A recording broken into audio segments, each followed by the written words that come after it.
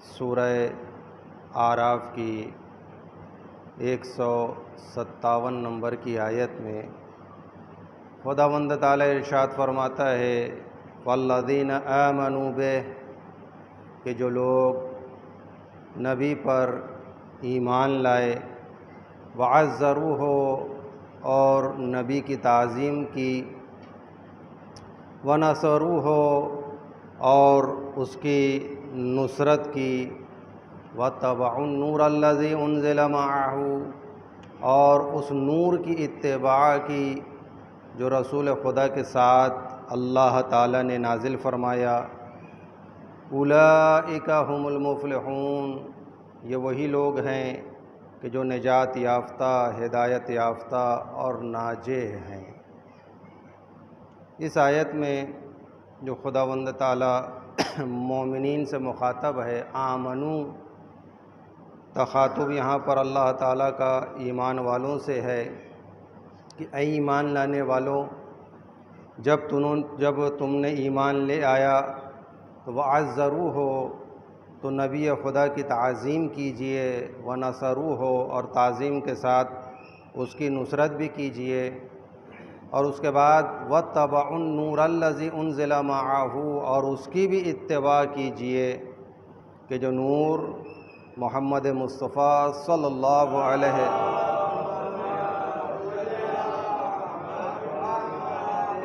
وآلہ وسلم کے ساتھ نازل ہوا، ان کی اتباع لازم اور ضروری ہے۔ اگر ان چیزوں کو ایمان والوں نے انجام دیا، سب سے پہلے رسول کی عزت کی، اس کے بعد نصرت فرمائی، اور ان انوار کی اتباع کی کہ جو انوار نبی خدا کے ساتھ نازل ہوا ہے، ان کاموں کے بعد اللہ تعالیٰ فرماتا ہے کہ ایسے ایمان لانے والے نجات یافتہ ہیں۔ یعنی ایمان لانے کے بعد خدا کی جانب سے جو تقاضا کیا جا رہا ہے وہ چند چیزوں کا ہے کہ جب تک مومن ان چیزوں کو انجام نہ دے تو وہ نجات نہیں پا سکتا ہے۔ نصرت رسول یہ ضروری، رسول کی عزت، رسول کا احترام یہ ضروری، اور سب سے اہم چیز اس نور کی اتباع ضروری کہ جو نور کا تذکرہ رسول کے ہمراہ کیا جا رہا ہے۔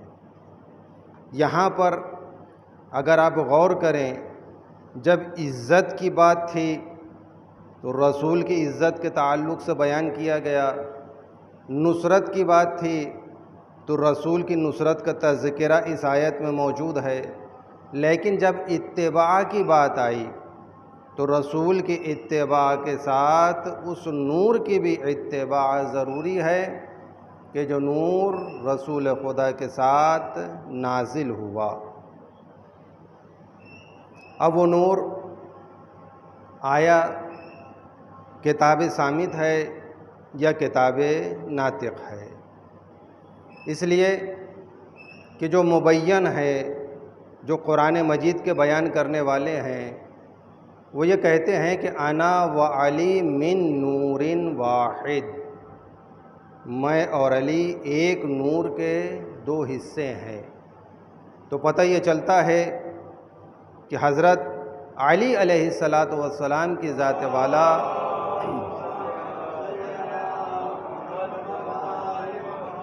نور ہے کہ جس نور کی اتباع لازم اور ضروری قرار دی گئی ہے۔ یہاں پر آیت کا سلسلہ اگر آپ غور کریں، سورہ اعراف میں یہ 157 نمبر کی آیت جس میں تعظیم، عزت، نصرت، اتباع اور نجات بیان کی گئی ہے، اس کے بعد والی آیت 158 والی آیت میں بھی اللہ تعالیٰ نے ایمان کا تذکرہ کیا ہے۔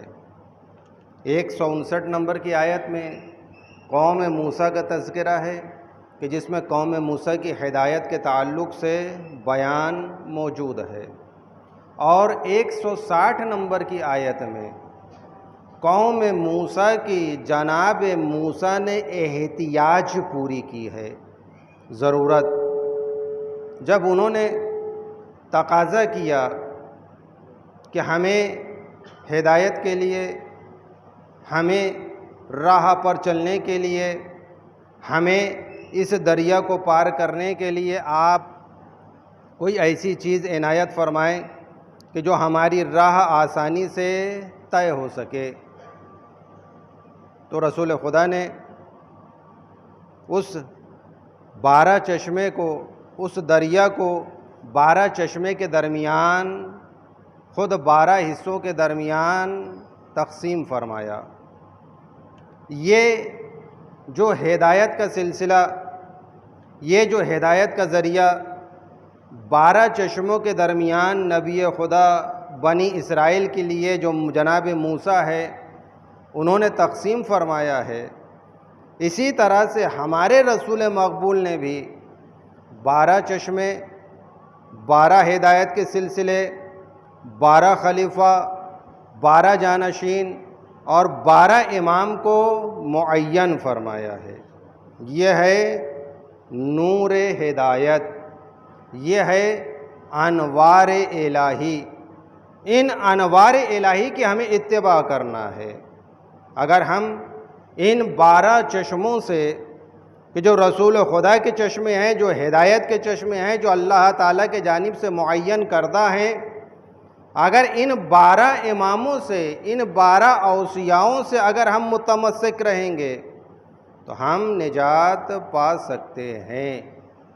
تو ایمان اسی وقت مکمل ہو سکے گا، ایمان اسی وقت انسان کا جو ہے وہ انسان کے لیے مفید ثابت ہو سکے گا، وہ ایمان انسان کو نجات دلا سکے گا، ہم المفلحون کی منزل میں وہ شخص بندہ مومن آ پائے گا جب ان انوار الہی کی اتباع کرے، ان انوار الہی کے خلافت کو قبول کرے، ان انوار الہی کی امامت پر جو ہے وہ عمل پیرا ہو۔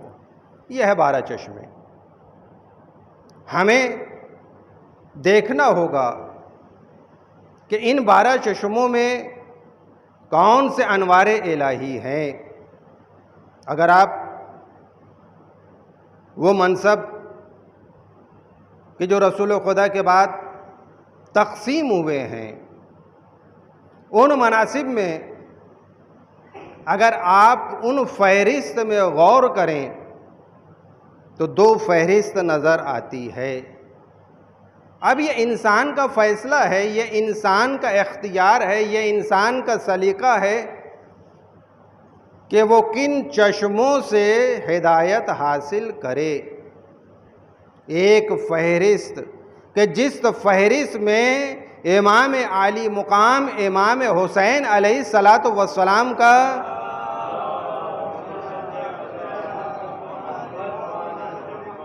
نام نامی نظر آتا ہے، یہ ایک 12 چشمے، یہ ایک 12 ہدایت کے جو ہے وہ خلیفہ اور اوصیہ، اور ایک ایسا چشمہ نظر آتا ہے کہ جس چشمے میں، جس صف میں یزید پلید جیسا شخص نظر آتا ہے۔ اب یہ اہل اسلام کا انتخاب ہے کہ کس انتخاب پر اہل اسلام عمل کرے تاکہ ہم المفلحون کی منزل میں وہ داخل ہو سکیں۔ یہ آیت کہ جو تعظیم کے تعلق سے رسول خدا کی بیان کرتی ہے، کہ جس کے لیے قرآن مجید میں رسول خدا کی تعظیم کے تعلق سے کئی آیتیں ہیں۔ جب کچھ افراد آتے ہیں ابتدائی اسلام میں اور رسول خدا کے گھر کے باہر سے رسول خدا کو آواز دیتے ہیں تو آیت نازل ہوتی ہے، اور آیت اس طرح سے سورہ نور کی آیت میں خداوند تعالیٰ ارشاد فرماتے ہیں کہ لا تجعلوا دعاء الرسول بینکم کدعاء بعضکم بعضا، کہ تم اس طرح سے رسول کو نہ پکارو جیسے آپس میں تم ایک دوسرے کو پکارا کرتے ہو۔ ہمیں پکارنے کا انداز بھی قرآن مجید نے عطا فرمایا ہے کہ نبی خدا کو کس طرح سے پکارا جائے۔ نبی خدا کو کس طرح سے مخاطب کیا جائے، نبی خدا سے کس طرح سے جو ہے وہ انداز گفتگو کو برقرار کیا جائے، یہ ایک سلیقہ، یہ ایک طریقہ قرآن مجید میں خداوند تعالی نے بیان فرمایا۔ یہ کس طرح سے، یہ کس لیے تھا؟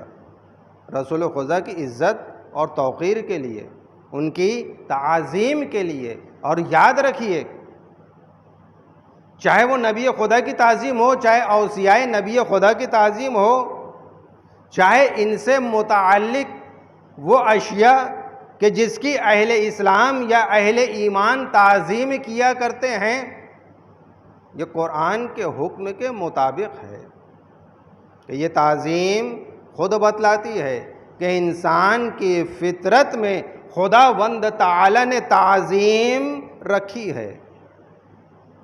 گھر کے اندر ایک شخص کہ جو بیٹے کی حیثیت سے زندگی گزار رہا ہے، وہ باپ کی تعظیم کرتا ہے۔ اسی گھر میں ایک بیوی جو اہلیہ کے اعتبار سے اس گھر میں موجود ہے، وہ شوہر کی تعظیم کرتی ہے۔ کیوں تعظیم کرتی ہے؟ کہتے ہیں یہ فطرت کا تقاضا ہے، اور اسی فطرت کے تقاضے کو پورا کرتے ہوئے اسلام نے حکم کو بیان فرمایا ہے۔ کیا فطرت کا تقاضا ہے؟ حکم یہ بیان ہوتا ہے کہ تم اپنے ماں باپ کے لیے اف تک نہ کہو۔ یہاں تک تعظیم کو خداوند تعالی نے بیان فرمایا ہے کہ وہ شخص کہ جو اف صرف 2 حرف کا کلمہ ہے، کہ جو انسان پریشان حال ہو کر اس کلمے کو اپنی زبان سے جاری کرتا ہے، بیٹے کے لیے خداوند تعالی نے منع کیا ہے کہ اگر باپ کے جانب سے کوئی فرمائش آتی ہے اور بیٹا پریشان حال ہو کر اگر یہ 2 کلمے کو بھی جاری کرتا ہے، تو قرآن مجید نے بیان کیا ہے، منع کیا ہے کہ تم ان کے مقابل میں اف تک نہ کہو۔ یہ کیا ہے؟ یہ بیٹے کا تو احترام تو ہی ہے نا، کہ جو باپ کے حق میں وہ بیٹا احترام انجام دے رہا ہے۔ تو عزیزان گرامی، یہ احترام فطری ہے، اور یہ فطرت کا تقاضا ہے کہ جو اشیاء، جو چیزیں قابل احترام ہوتی ہے، انسانیت بڑھ کر کہتی ہے کہ تو اس کا احترام کر، اور قابل احترام چیزوں کی اگر شخص احترام نہیں کرتا ہے تو لوگ کیا کہتے ہیں؟ کہتے ہیں کہ یہ انسانیت سے گر چکا ہے، اس کے اندر انسانیت نہیں پائی جاتی ہے، یہ اس کے اندر آدمیت نہیں پائی جاتی ہے۔ انسانیت کیا، آدمیت کا بھی ایسے شخص کے لیے انکار کر دیتا ہے۔ تو یہ احترام انسان کے وقار کو بتلاتا ہے، یہ احترام انسان کی عزت کو بتلاتا ہے، یعنی انسان اسی وقت محترم قرار پاتا ہے کہ جب تک وہ قابل احترام چیزوں کی احترام نہ کرے۔ قرآن مجید قابل احترام ہے۔ قرآن مجید کا احترام کس طرح سے کیا جاتا ہے؟ کیسے اسے بلند مقام پر رکھا جاتا ہے۔ اسی لیے ہم قابل احترام چیزوں کو بلندی پر رکھا کرتے ہیں۔ وہ نشان بہت سے افراد یہ کہتے ہوئے نظر آتے ہیں، ہاں بھائی ہو سکتا ہے روضہ امام حسین کہ جہاں پر جسم اطہر، جسم مبارک امام حسین علیہ السلام دفن ہے، اس جسم کی وجہ سے روضہ متبرک ہو سکتا ہے، قابل احترام ہو سکتا ہے، لیکن یہ تعزیہ اس کے اندر تو ایسا کچھ ہے ہی نہیں۔ پھر یہ کس طرح سے قابل احترام ہے؟ تو آپ نے کہا کہ یہ منسوب ہے روضہ امام حسین علیہ السلام سے۔ تو کیا نسبت کی وجہ سے کوئی چیز احترام، قابل احترام ہو سکتی ہے یا نہیں؟ کہتے ہیں بالکل ہو سکتی ہے، صرف ایک چیز آپ کو دیکھنا ہوگا۔ کہتے ہیں وہ کون سی چیز؟ آپ پہنچے کربلا، روضہ امام حسین علیہ السلام کو جب آپ نے ملاحظہ کیا،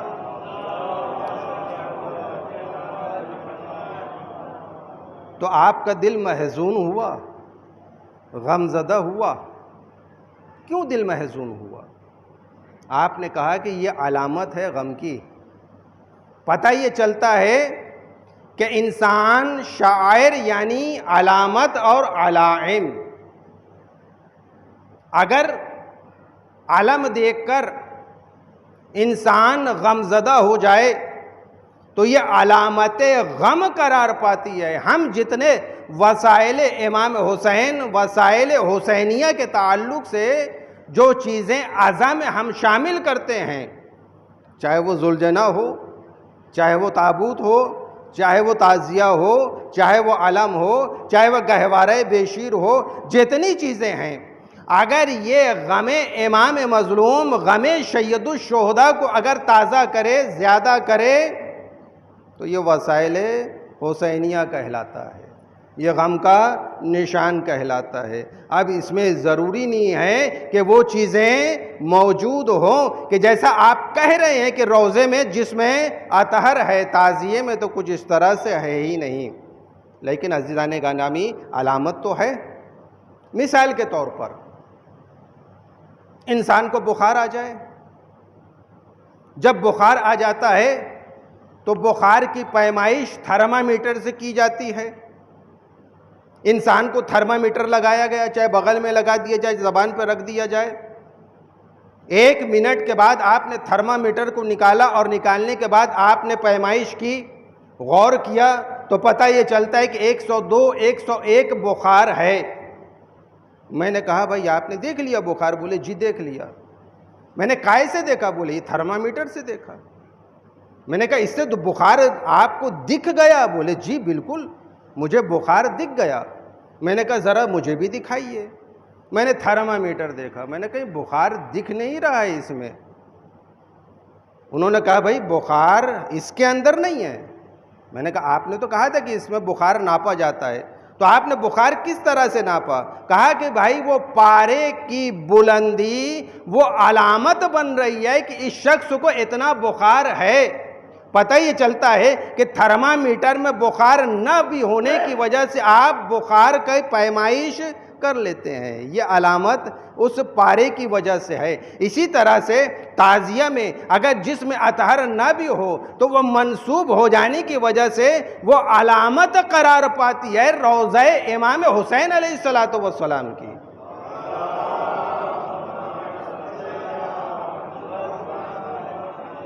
تو اب زمانہ فرمائش نہ کرے کہ اس میں جسم ہے یا نہیں، جسم ہو تو میں تعظیم کروں گا اور جسم نہیں ہے تو میں تعظیم نہیں کروں گا۔ اسی طرح سے بہت سے لوگ اپنی تحریروں میں لکھتے ہیں، چھوٹے چھوٹے رسالے آ رہے ہیں، کئی سال پرانا ایک رسالہ ہے،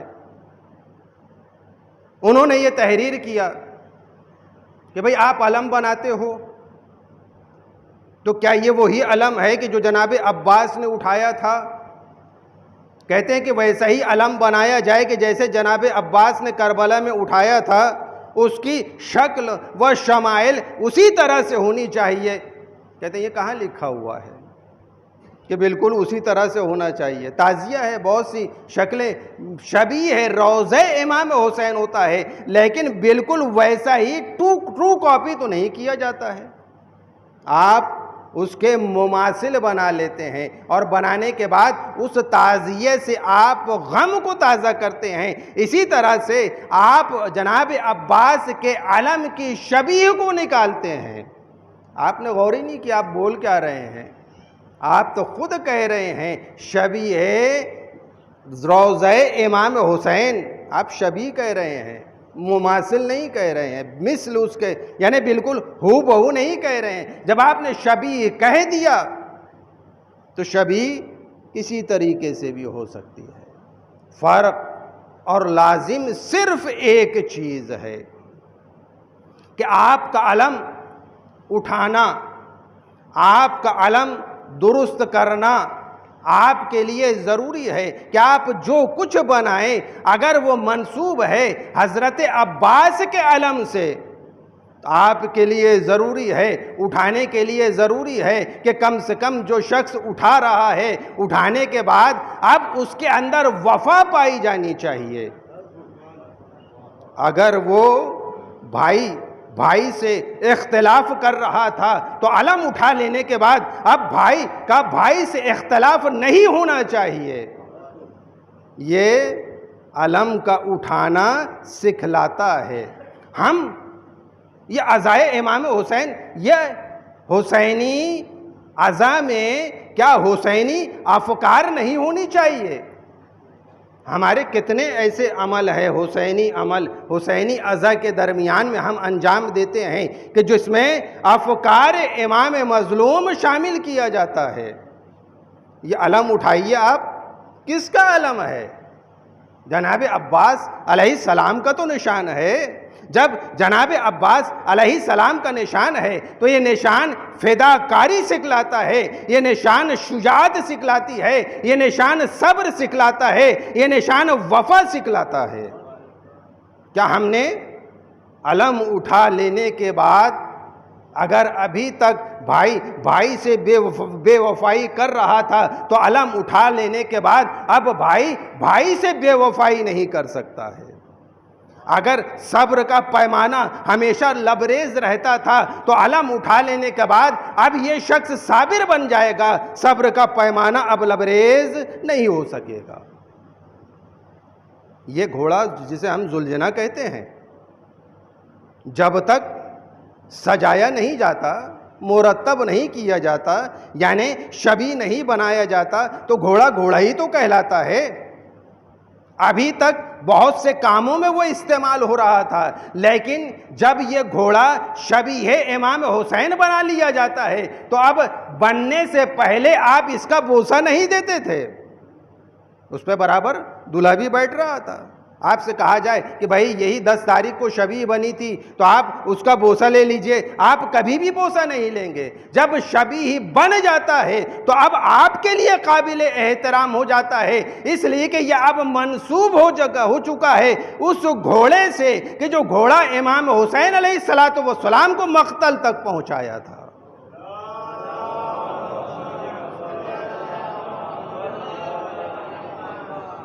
اور آپ کیا سمجھتے ہیں؟ ذوالجناح کا نکالنا، بہت سی چیزیں 10 تاریخ کو نکالی جاتی ہے، تابوت نکالا جاتا ہے، تعزیہ نکالا جاتا ہے، علم نکالا جاتا ہے، لیکن علماء کرام نے ان تمام وسائل حسینیہ میں سب سے زیادہ مغموم، سب سے زیادہ محزون جو وسیلہ حسینیہ قرار دیا ہے وہ ذوالجناح کو قرار دیا ہے.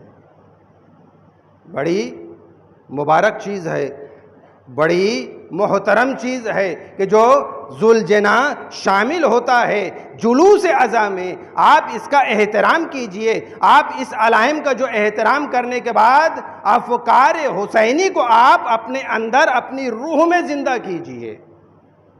ہوا کیا تھا؟ آپ نے غور کیا؟ امام حسین شہید ہو چکے ہیں.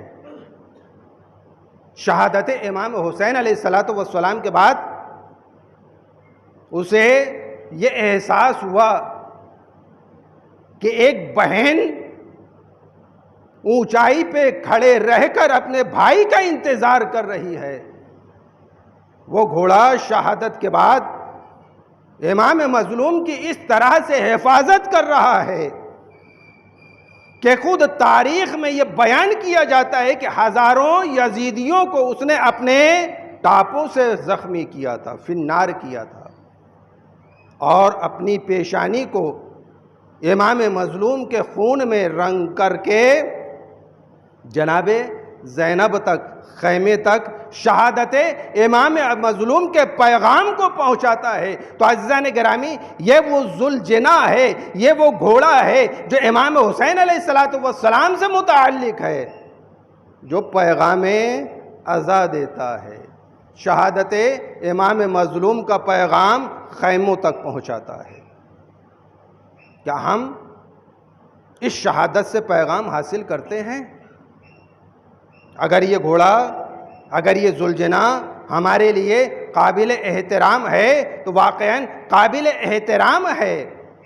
اور بہت سے افراد ایسے ہیں کہ جو سواری کا تو احترام کرتے ہیں، سوار کا احترام نہیں کرتے.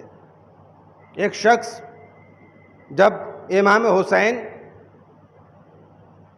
جن کو رسول خدا اپنے کاندھوں پر سوار کر کے راستے سے گزر رہے تھے، ایک شخص آتا ہے، رسول خدا کی تعریف، کیا سواری ہے، عربی میں اشعار کو سرودتا ہے۔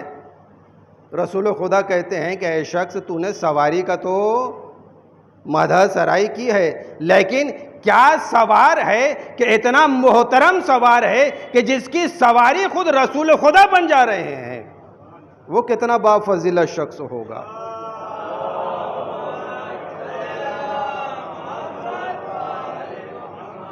عزیزان گرامی، ہم جو روتے ہیں امام مظلوم پر، آج زمانے میں یہ کہا جاتا ہے، یہ الزام، حالانکہ اس کا جواب علماء کرام نے بڑے مفصل طریقے سے تحریراً اور تقریراً دے چکے ہیں، اور ہمارے ہی جانب سے نہیں، عامہ کے جانب سے بھی یہ ثابت شدہ ہے کہ کس نے امام مظلوم کو شہید کیا تھا۔ بڑی بڑی کتابیں اردو میں تحریر ہے، آپ اگر مومن پورے کے بک ڈیپو سے ہی خود آپ خرید لیں، واقعہ کربلا سے اعتبار سے کئی کتابیں تحریر کی گئی ہے جو ہمارے مکتبہ فکر سے نہیں ہے، اسلامی مکتبہ فکر سے لوگوں نے تحریر کی ہے کہ امام حسین کا قاتل کون۔ یزید پلید کا نام امام حسین کے قاتل میں لکھا جاتا ہے۔ اور سب سے اہم چیز، قاتل کس کے صف سے تھا، آئیے صاف صاف اسے ظاہر کیے دیتے ہیں۔ جو قاتل ہے اس پر لعنت عمومی طور پر کر لیا جاتا ہے کہ خداوند تعالیٰ قاتلان امام حسین علیہ السلام پر تو لعنت کر۔ اب جو قاتل ہوگا اس کے اوپر لعنت ضرور جائے گی۔ یہ جو رونا ہے، اس پر بھی اعتراض کیا جاتا ہے کہ قرآن مجید میں آیت ہے کہ شہید جاوداں ہیں، زندہ ہیں، تو انہوں نے کہا کہ بھائی ہم نہیں روتے ہیں۔ اور ایک چیز یاد رکھیے، جس کے گھر میں میت ہو جاتی ہے نا، کسی کے گھر میں اگر میت ہو جائے، کسی کے گھر میں خدا نخواستہ کوئی ایکسیڈنٹ ہو جائے، حادثہ ہو جائے، اب آپ اس کے گھر میں آئیے کہ بھائی حادثہ ہو گیا ہے، یہ بھی مثل شہادت کے جیسے ہے۔ اب آپ لوگ ایک کام کیجئے، نہا لیجئے اور نہانے کے بعد اچھے اچھے لباس پہن لیجئے اور آنکھوں میں سرما بھی لگا لیجئے، اس لیے کہ یہ ہمارے لیے بڑا عظیم دن ہے۔ کیا کوئی گھر والے اس عمل کے لیے راضی ہو سکیں گے؟ پتہ چلتا ہے کہ اگر ایک میت جس گھر میں ہو جائے تو اس گھر میں لال پیلے کپڑے پہننے کے لیے کوئی تیار نہیں ہے، بلکہ وہی رکھا ہوا کپڑا پریس کر کے پہننے کے لیے تیار نہیں ہے۔ جو کپڑا پہنے ہوئے اسی پر ہی میت کو دفن کرنا چاہتے ہیں۔ اور جس کے گھر میں 72 شہید ہوئے ہوں، ان کے ماننے والے کیا اس دن 10 تاریخ کو اپنی آنکھوں میں سرما لگا سکیں گے؟ بہترین کپڑا پہن سکیں گے؟ کون پہنے گا بہترین کپڑا؟ آپ غور کیجئے، یہ امام حسین علیہ السلام شہید ہوئے ہیں، تو کیا کہا گیا شعر میں؟ انہوں نے اعتراض کے طور پر کہ روئیں وہ جو قاتل ممات شہداء کے، روئیں وہ جو قائل ہیں ممات شہداء کے، روئیں وہ جو قائل ہیں ممات شہداء کے، ہم زندہ جاوید کا ماتم نہیں کرتے۔ جنہوں نے شعر پڑھا،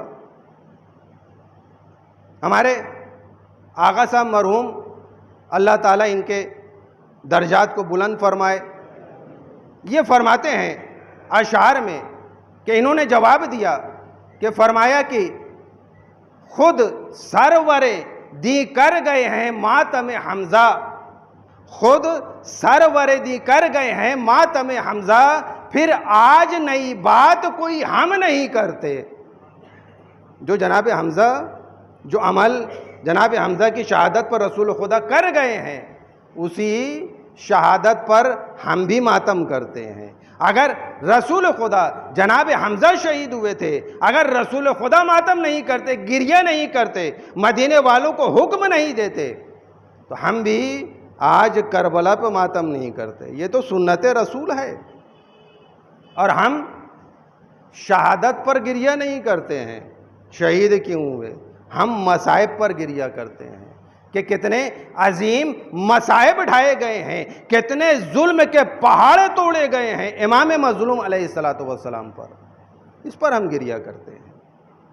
اور یہ گریہ ہم تو امام کے جانے کے بعد کر رہے ہیں، رسول خدا نے تو خود زندگی میں کیا تھا۔ جب امام حسین کی پیدائش ہوتی ہے، جبریل امین آتے ہیں، پوری شہادت کا جو ہے وہ بیان رسول خدا سے فرماتے ہیں، تو رسول خدا بھی گریہ کناں ہیں، جناب فاطمہ زہرا حضرت علی بھی گریہ کر رہی ہیں۔ پتہ یہ چلتا ہے کہ جناب جبریل امین مصائب امام حسین پڑھ رہے تھے، اور اس مصائب کو سن کر ہمارے زمانے کے رسول گریہ کناں تھے۔ تو یہ سنت نبوی ہے گریہ کرنا، یہ فطرت کا تقاضا ہے گریہ کرنا۔ ہم اپنے خدا کی بارگاہ میں اس نبی مرسل کا واسطہ قرار دیتے ہیں، ان کے 12 جانشین کا وسیلہ قرار دیتے ہیں کہ خداوند تعالیٰ جو عزائے امام حسین علیہ السلام میں ہمارے آنسو نکلے ہیں، تو ان آنسوؤں کو قبول فرما، اس کے عوض میں درجات کو ہمارے بلند فرمانا اور ہمارے گناہوں کو بخشوا دینا۔ خداوند تعالیٰ امام کے ظہور میں تعجیل فرما، ان کے اعوان و انصار میں شمار فرما۔ بسم اللہ الرحمن الرحیم۔ والعصر ان الانسان لفی خسر الا الذین آمنوا وعملوا الصالحات وتواصوا بالحق وتواصوا بالصبر۔